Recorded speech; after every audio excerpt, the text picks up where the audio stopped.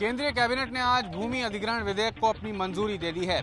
इसमें यह प्रावधान किया गया है कि निजी क्षेत्र के लिए जमीन अधिग्रहण करने के लिए 80% जमीन धारकों की रजामंदी जरूरी होगी, जबकि अगर जमीन का अधिग्रहण सरकारी उपक्रम के लिए होता है तो रजामंदी जरूरी नहीं होगी। केंद्रीय कैबिनेट ने आज जो सबसे अहम फैसला लिया है उसमें शामिल है भूमि अधिग्रहण बिल।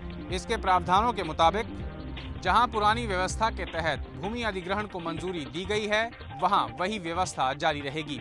जहां पर अधिग्रहण को मंजूरी दे दी गई है लेकिन अधिग्रहण नहीं हुआ है, वहां नए कानून के मुताबिक मुआवजे की रकम जमीन धारकों को दी जाएगी। जहां पर जमीन अधिग्रहण को मंजूरी दे दी गई है लेकिन 5 साल की अवधि बीत जाने के बाद भी जमीन का कब्जा लोगों ने नहीं लिया है, वहां पर जमीन अधिग्रहण को निरस्त कर दिया जाएगा।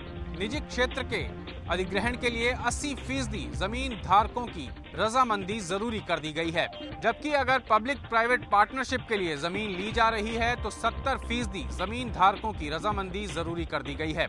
वहीं अगर सरकार को खुद के लिए जमीन चाहिए तो इसमें रजामंदी के लिए कोई कोटा नहीं रखा गया है और ये बिल संसद में जल्द ही पेश किया जाएगा।